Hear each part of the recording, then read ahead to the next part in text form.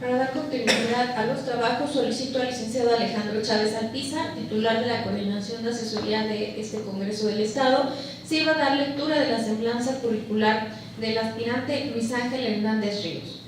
Gracias, presidenta. Luis Ángel Hernández Ríos es licenciado en Derecho por la Universidad Iberomexicana de Hidalgo. Tiene maestría en Derecho Fiscal en proceso de titulación por la Universidad del Valle de México, Campus San Rafael. En sus diversos cursos y diplomados se destacan los siguientes: Diplomado, Control y Evaluación de Entidades Paraestatales por la Universidad Autónoma del Estado de Hidalgo. Cuenta con una certificación en el estándar de competencia ECO 217, impartición de cursos de formación de capital humano de manera presencial grupal por el Instituto Politécnico Nacional, así como una certificación en el estándar de competencia ECO 105, atención al ciudadano en el sector público, por el Instituto Tecnológico de Monterrey en el 2015.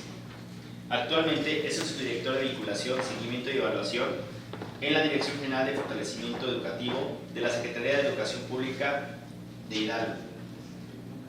En sus diversos cargos laborales se encuentra que fue encargado del Departamento de Registro y Clasificación de la Información de la Dirección General de Transparencia Gubernamental de la Secretaría de Contraloría y Transparencia Gubernamental de Hidalgo.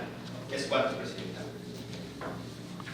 Gracias. Solicito a la Secretaría Técnica haga pasar al compareciente Luis Ángel Hernández Ríos.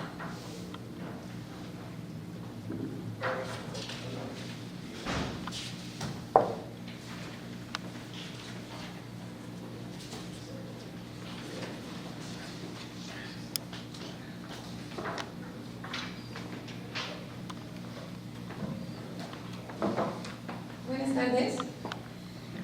Buenas tardes. Solicito a la diputada Viridiana Yajaira Cedes Calva, secretaria de esta comisión, haga lectura de la mecánica que tendrá esta comparecencia. Con tu venia, presidenta. Buenas tardes, bienvenido. Gracias. Mecánica de las comparecencias para la designación de 5 personas que ocupen el cargo de comisionados propietarios, 5 suplentes del Instituto de Transparencia, Acceso a la Información Pública Gubernamental y Protección de Datos Personales del Estado de Hidalgo. En el punto 1, tendrá una duración de hasta 45 minutos por aspirante. En el punto 2, las y los aspirantes tendrán hasta 10 minutos para presentar su perfil y su idoneidad para ocupar el cargo de comisionada o comisionado del instituto. En el punto 3, terminada su exposición, las y los integrantes de la primera Comisión Permanente de Transparencia y Anticorrupción podrán formular preguntas que la o el aspirante deberán responder. Cada intervención tendrá un tiempo máximo de 3 minutos. En el punto 4, la evaluación se realizará aplicando el instrumento técnico y conforme a los siguientes criterios: formación académica, experiencia laboral, conocimiento en aspectos de acceso a la información, transparencia, protección de datos personales, conservación y administración de archivos. Una vez concluidas las comparecencias, serán publicadas en la página del Congreso del Estado de Hidalgo. Es cuanto, presidente. Gracias, diputada. A fin de garantizar la igualdad de oportunidades en la participación de las y los aspirantes, pido muy amablemente a los presentes se abstengan de realizar cualquier tipo de grabación. Solamente se permitirán tomas de fotografías. Bienvenido, Luis Ángel Hernández Ríos. Es usted el uso de la voz hasta por 10 minutos. Con su permiso, diputada presidenta. Ciudadanas diputadas y ciudadanos diputados, integrantes de la primera Comisión de Transparencia y Anticorrupción del Congreso del Estado Libre y Soberano de Hidalgo, reciban un respetuoso saludo. Un Estado transparente es aquel que realiza sus acciones ante la mirada y opinión de las personas, es decir, a los ojos de todos. La transparencia no es una acción unilateral, sino un acuerdo entre gobernantes y ciudadanos, y se nutre del flujo sistemático, accesible y veraz de la información pública. Los derechos de acceso a la información pública y protección de datos personales cobran especial relevancia en la era de información en que vivimos, ya que entre tantos datos y opiniones, debe ser el Estado quien otorgue claridad y certidumbre en los asuntos públicos, en pro de una verdadera rendición de cuentas. De enero de 2013 a septiembre de 2016, me desempeñé como encargado del Departamento de Registro y Clasificación de la Información de la Dirección General de Transparencia Gubernamental del Gobierno del Estado de Hidalgo y Unidad de Información Pública Gubernamental del Poder Ejecutivo, por lo que durante ese periodo capacité a más de 2,000 servidores públicos y asesoré de manera permanente a 70 enlaces de transparencia de entidades y dependencias en la materia que nos ocupa. Aunado a lo anterior, cuento con una experiencia en el sector público de más de 10 años, por lo que conozco la administración pública y sus procesos, las facultades y competencias de los sujetos obligados. Debo ser comisionado del ITAI, porque estoy convencido de que México ha reorientado su rumbo para ser una nación próspera y justa, por lo que creo que los organismos del Estado deben legitimarse ante la sociedad para convertirse en instituciones que emanen del pueblo y estén a su servicio. Por lo anterior, pongo a las órdenes de esta soberanía mi experiencia, profesionalismo e integridad. No tengo la menor duda de que retomando el trabajo organizado, imprimiendo pasión por el servicio público y altura de miras, podemos fortalecer el organismo del que pretendo formar parte. Es por ello que me permito poner a su consideración las siguientes propuestas para fortalecer el Instituto de Transparencia, Acceso a la Información Pública Gubernamental y Protección de Datos Personales del Estado de Hidalgo. Primero, reestructurar orgánicamente, con énfasis en la difusión y la comunicación social, ya que un derecho que no se conoce, no se ejerce. Habré de proponer cambios en el estatuto orgánico, ya que actualmente es la Secretaría Particular la encargada de elaborar materiales para redes sociales y en general es la encargada de conducir la política de comunicación social, cuestión que desde mi perspectiva no ha funcionado. Salta a la vista, por ejemplo, el Twitter del Instituto, que solamente ha tenido publicaciones en 4 días de septiembre a la fecha. Creo que un buen plan de difusión y comunicación social es una gran área de oportunidad para el Instituto. Desafortunadamente, tampoco el Instituto formó parte de las 20 entidades que se integraron al Plan Nacional de Socialización del Derecho de Acceso a la Información, propuesto por el INAI en febrero de este año, con acciones concretas a enero del siguiente, por lo que considero que es de vital relevancia dar impulso a este tema. Segundo, conformar el Consejo Consultivo del Instituto. Es importante y abona la rendición de cuentas cumplir con esta obligación. Tener este consejo permitirá eficientar las actividades del ITAI. Considero que para cumplir con este punto faltó voluntad del instituto que va a finalizar ahorita sus actividades. No debemos de ver este consejo como un aliado, debemos de ver este consejo como un aliado y no como un enemigo en casa. Recaudando lo dicho por el poeta romano Juvenal, ¿quién vigilará a los vigilantes? Este consejo es el vigilante del instituto. Tercero, emitir políticas de transparencia proactiva. En mi derecho de acceso a la información, solicité al instituto me informara si había cumplido con algunas de sus facultades establecidas por ley.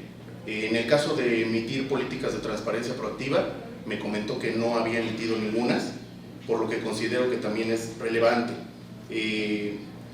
No solamente es importante la generación de información socialmente útil, sino ya transitar de dar solo información para conocimiento a involucrar a sociedad y gobierno en ejercicios que irrumpan en el escenario público y estimulen cambios en políticas públicas.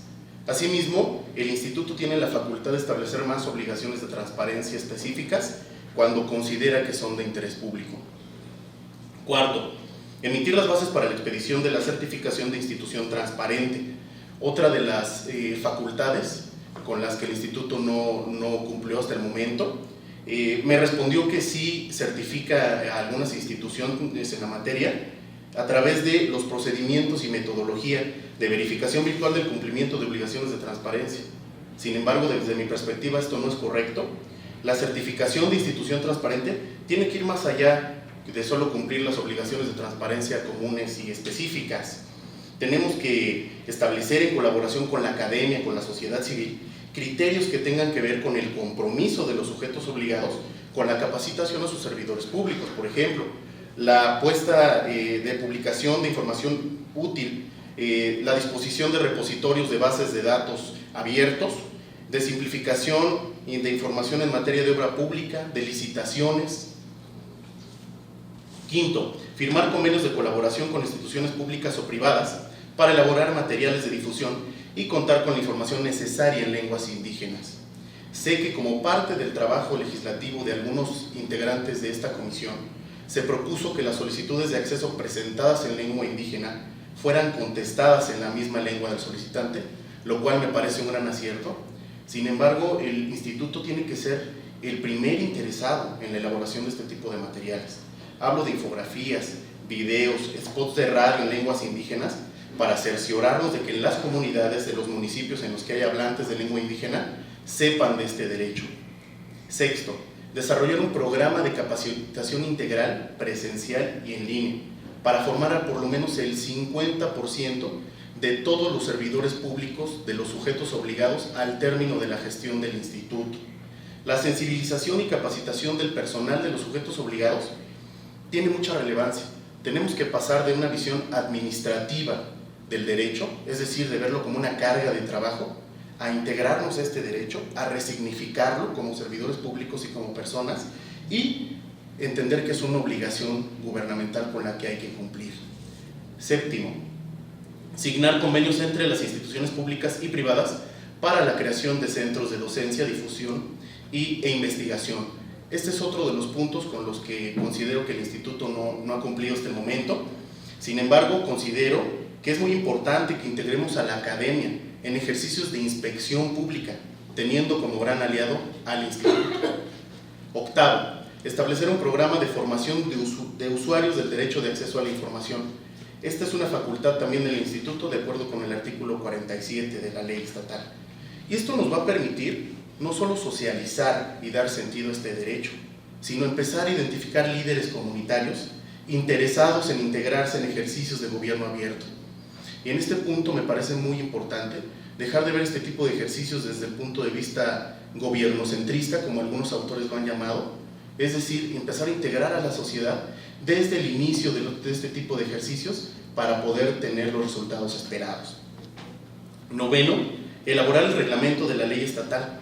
La Suprema Corte de Justicia de la Nación, como todos ustedes ya saben, declaró la invalidez de la porción normativa de la ley que indicaba como obligación del Ejecutivo el proponer el reglamento, por lo que ahora corresponde al Instituto la elaboración del mismo y posterior propuesta.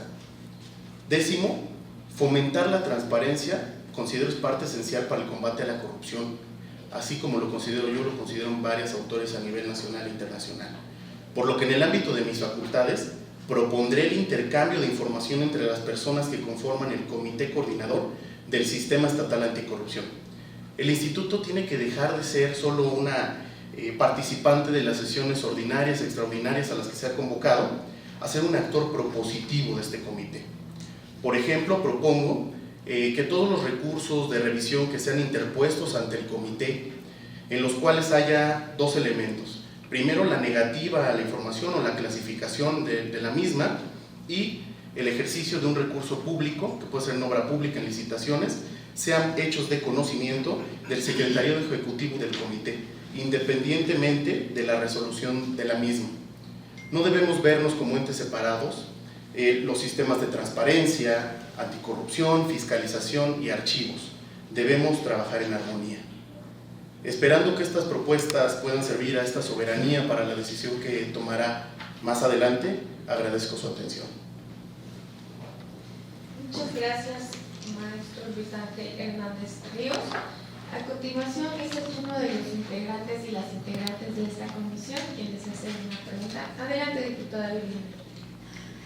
Con tu venia, diputada presidenta. Maestro Luis Ángel, muy interesantes las propuestas, pero me llama mucho la atención que para nosotros como Comisión de Transparencia hemos venido haciendo énfasis. ¿Cómo hacer más rígidas las sanciones en el ITAI? ¿Cómo hacer que esos sujetos obligados realmente informen y tengan certeza las y los ciudadanos hidalguenses de que esa información es creíble? Comentabas algo realmente interesante en torno a conformar el Consejo Consultivo del Instituto. Me parece una idea sana que va a fortalecer el instituto. Sin embargo, ¿crees que con esto, a lo que voy en pregunta, qué opinas de que este procedimiento del Consejo Consultivo en torno de acceso a la información se haga más ágil? ¿Considerarías correcto el funcionamiento en torno a la propuesta que viertes? ¿El tiempo de respuesta que brindaría este consejo sería el adecuado o qué cambios propondrías en base al tema del acceso a la información a través también del consejo. Por otro lado, en el caso de las consultas de las solicitudes de información, ¿qué opinas del procedimiento? Me gustaría saber cuál es tu perspectiva personal. Sí. Y si realmente te parece idóneo. Si no, ¿cuál sería tu proyecto a realizar para que éste tuviera respuesta rápida y expedita? Por el momento son mis cuestionamientos, Presidenta. Gracias. Claro.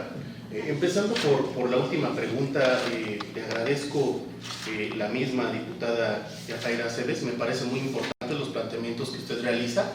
Mire, desde mi perspectiva, el procedimiento de derecho de acceso a la información, tal como lo maneja la ley, es correcto, ¿sí? Siempre y cuando se lleve tal y como se indica ahí. Un ejemplo de ello nos dice, cuando la solicitud de acceso se trate de información que ya está disponible en medios electrónicos, en libros, en publicaciones, que ya haya hecho el sujeto obligado, tiene el sujeto obligado 5 días para darla a conocer. Y muchas veces eso no se cumple. El sujeto obligado se toma sus 20 días y el solicitante está esperando la información.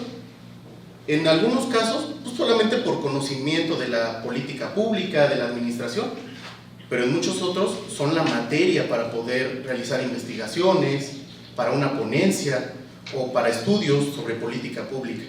Entonces yo considero que lo primero es que el instituto debe estar muy atento. Recordemos también que hay una obligación de los sujetos obligados de informar mensualmente al instituto cuántas solicitudes de acceso recibió, cuántas faltan de respuesta.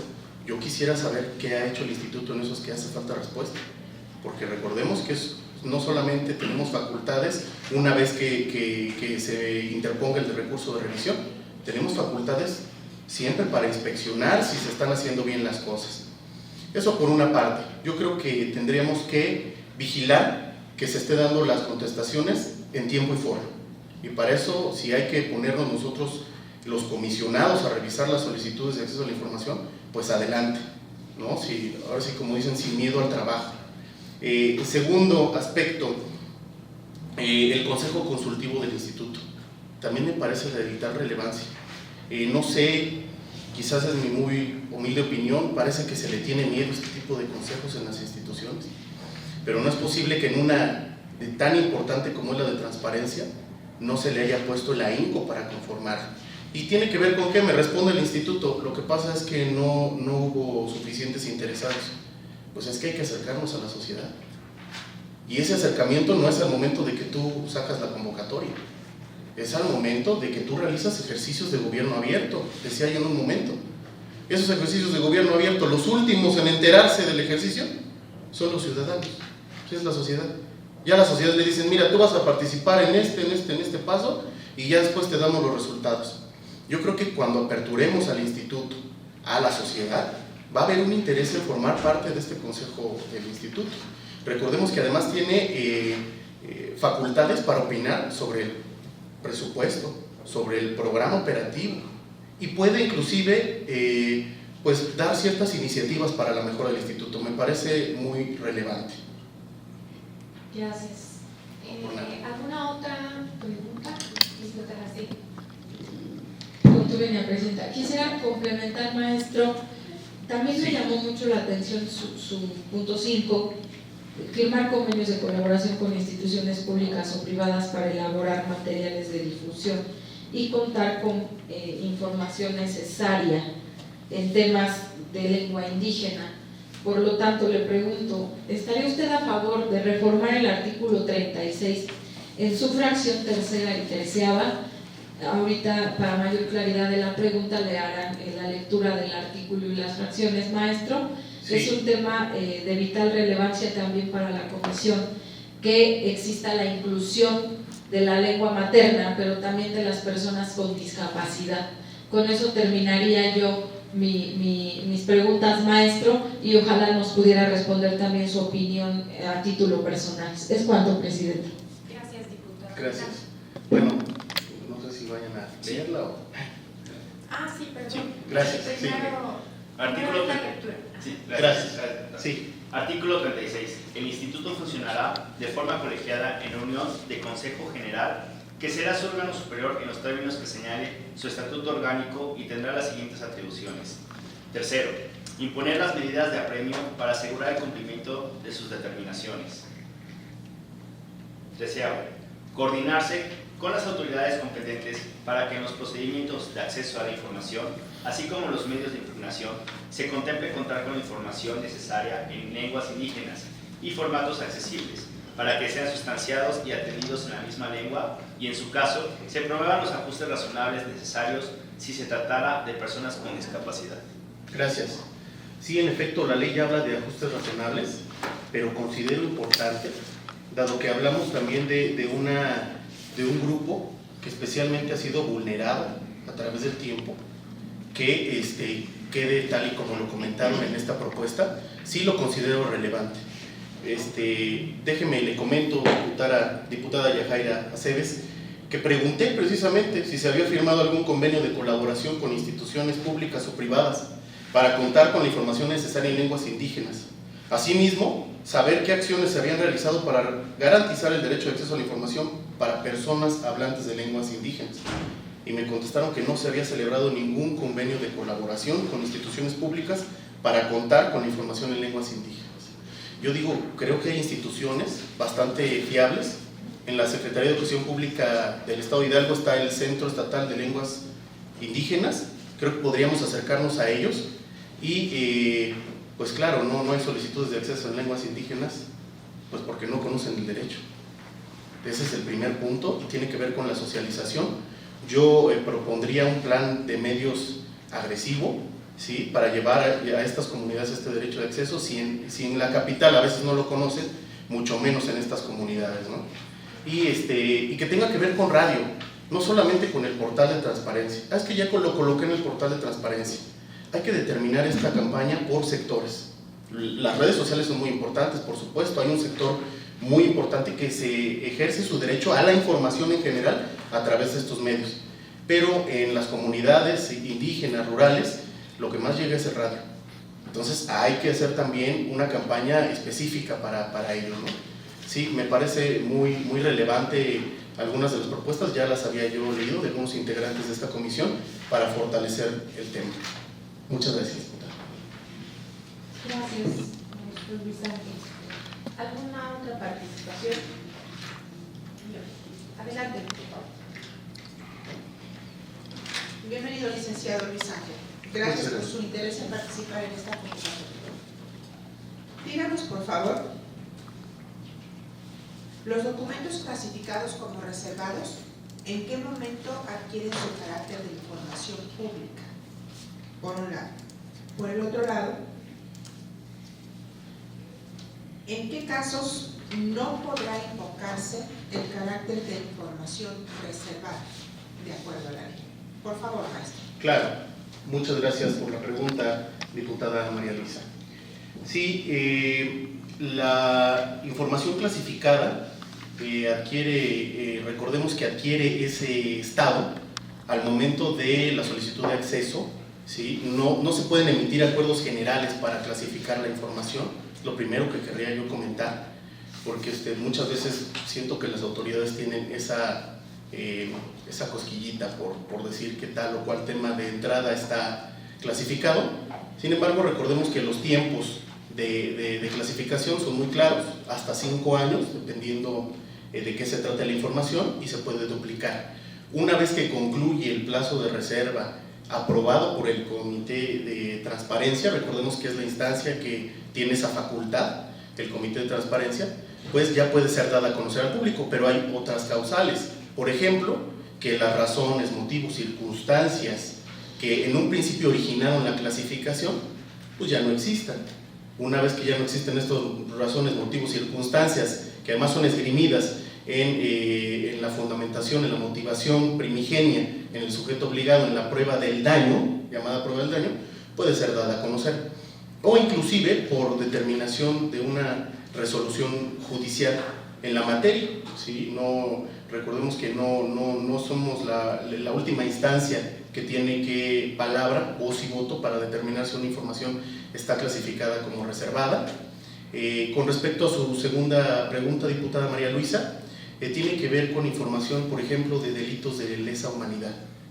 Si es información que está, digamos, relacionada con delitos, no puede ser reservada.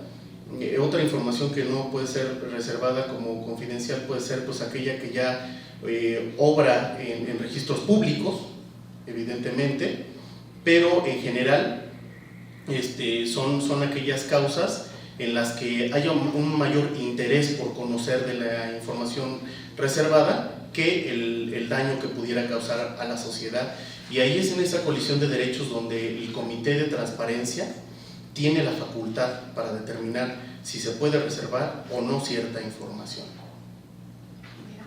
Gracias, diputada.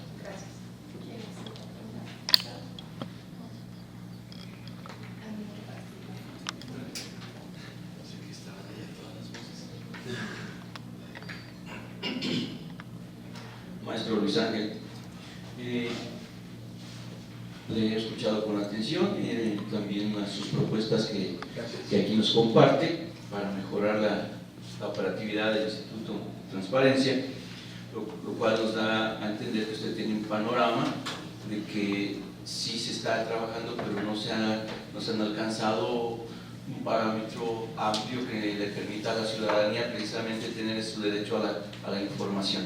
Entonces, sí están los reglamentos, están las leyes, mas sin embargo, pareciera que usted percibe aún no, que sí es un marco legal, pero no es suficiente tener la ley, se requieren más acciones que usted aquí explicita. ¿Considera que es factible poder ya proponer y encauzar ese tipo de acciones en nuestro estado de Hidalgo? Sí, claro. Muchas gracias por su pregunta, diputado Armando Quintana, y gracias también por el interés en mis propuestas. Sí, pues mire, yo no propongo otra cosa más que el cumplimiento de la ley. Esa es la verdad.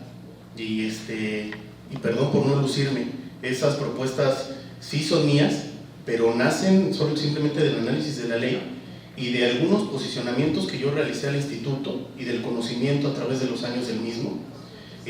Yo considero que sí hay muchas cosas que hacer en el instituto.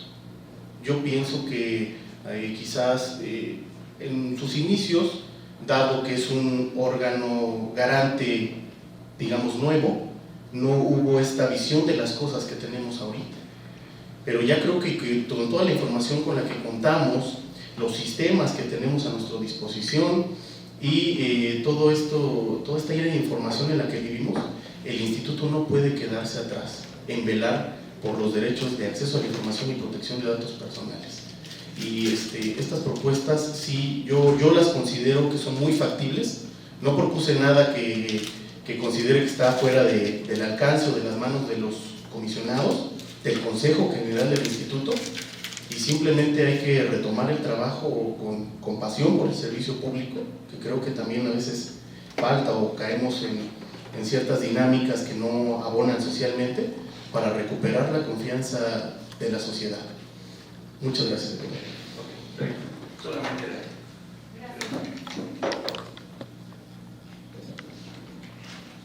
Buenas tardes de nuevo, maestro Luis Ángel. Gracias. Yo tengo un par de preguntas. La primera es que nos pueda hacer el favor de describir con el mayor nivel de detalle posible el procedimiento de acceso a la información y los pasos que tiene que seguir un ciudadano en caso de que decida interponer un recurso de revisión. Ok, claro, con mucho gusto, diputada, con su permiso. Recordemos que de entrada que hay varios medios por los cuales se puede interponer o solicitar información. Está la Plataforma Nacional de Transparencia, está de manera presencial ante las unidades de los sujetos obligados, por correo electrónico, inclusive por medio postal, y la ley lo dice también de manera verbal, aunque no sugiere que sea lo mejor, porque puede perderse información, pero tenemos todos estos medios. ¿Qué se nos pide para solicitar información? Pues cosas muy sencillas. Lo primero, un nombre al cual no se le puede poner ningún pero. Nos puede escribir Batman pidiéndonos información y nosotros tenemos que pensar que es el señor Wayne quien nos la está pidiendo, no tenemos que estar solicitando mayor cuestión. También el domicilio o el medio por el cual pretenda que se le notifique, se le hagan las notificaciones, se le dé la información. También cuál es la información que requiere, qué datos necesita para su localización. Puede decirnos, ¿sabes qué? Es que yo sé que la tiene la dirección general de tal o la tiene tal área. Eso nos ayuda mucho en las unidades de transparencia, ayuda mucho. Y también, por último, la modalidad en la que se solicita. Puede ser copia simple, copia certificada, o quiero escaneado, quiero una base de datos. Eso también lo piden, y a veces la autoridad no está acostumbrada. Quiero una base de datos en formato abierto. Perfecto. Una vez que el solicitante, vamos a llamar, interpone su solicitud, mete su solicitud, ante cualquiera de estos medios, tiene el sujeto obligado algunos días para verla, para analizarla. En caso de que sea incompleta la información o incorrecta o que no se entienda, se le previene al solicitante para que en un plazo de 10 días nos vuelva a enviar su solicitud ya de una manera más clara, más precisa. Pero si la información es comprensible, es exacta, es clara, si es información ya existente, como indicaba hace unos momentos, que ya está en la plataforma de transparencia, o que ya, ¿qué crees? Que ya yo hice un libro y ahí está la información, está en línea o lo tengo yo aquí, tenemos 5 días para dar respuesta. Otro plazo importante es el de incompetencia. Si el sujeto obligado percibe que la información que se requiere no corresponde con sus facultades, con sus competencias, tenemos solamente 3 días para hacérselo saber al solicitante, y en caso de saber quién pudiera tenerla, también orientarlo, aunque esta no es una obligación de la unidad de transparencia.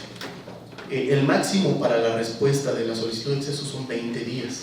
Sin embargo, la ley nos da un resquicio, una pequeña excepción. Dice, si por causas fundadas y motivadas que tiene que hacer de conocimiento el área generadora, poseedora de la información, que detenta la información, al Comité de Transparencia puede pedir un plazo más de 10 días para dar la información. En general, ese sería el procedimiento de acceso a la información, diputada. Gracias, Luis Ángel. Tengo otras preguntas. ¿Me podrían, por favor, decir las diferencias entre la información reservada y la información confidencial? Por otra parte, la relación que encuentra entre el tema de protección de datos personales y la difusión masiva del Internet, o mejor dicho, el uso masivo del Internet y la web. Claro. Finalmente, que nos pudiera comentar acerca de cuál sería el mayor logro o meta en su trayectoria que esté relacionado con temas de transparencia. Claro, le agradezco, diputada. Bueno, le voy contestando como considero que me vienen llegando las ideas. En cuanto a los retos gubernamentales de este traslado masivo de información que día a día tenemos, no solamente las personas, sino como entes gubernamentales. Un ejemplo de ello es que ya nos enviamos los documentos a veces por nuestro WhatsApp, los servidores públicos. Ya no solamente se tiene que el correo electrónico es una actuación pública, y esto es algo que se comentó inclusive en la última semana de transparencia como una preocupación, porque decían, por ejemplo, que en Estados Unidos la ayudantía del presidente Trump diario guarda todos sus tweets, una impresión de todos sus tweets. ¿Por qué? Porque ya se hace criticable o no política pública desde esos medios. Como servidores públicos ya tenemos que tener esa visión de las cosas. Muchas veces yo quisiera preguntar a cualquier sujeto obligado, ¿dónde están tus respaldos de todos los correos electrónicos de tal o cual servidor público que dejó de trabajar en esta dependencia hace un año? Yo creo que la respuesta sería que no existe. Y sin embargo, se hizo política pública por ese medio, y sin embargo, hubo facultades y competencias que el sujeto obligado realizó a través de ese medio. Yo creo que esos son los retos. Y por el otro lado, los retos en cuanto a las personas, pues hacerles saber, sensibilizarles de los peligros que hay de pues tener nuestros datos personales alojados en ciertos sitios web o en las instituciones. Otra cosa que yo he notado, diputada, es que las personas sí saben que las instituciones, los bancos, las empresas tienen una responsabilidad en el tratamiento de los datos personales, pero si se les pregunta sobre las instituciones, no saben que también tienen una responsabilidad en el tratamiento. Es por ello que vemos tan pocas solicitudes de derecho de acceso, corrección, rectificación, oposición al tratamiento de los datos personales.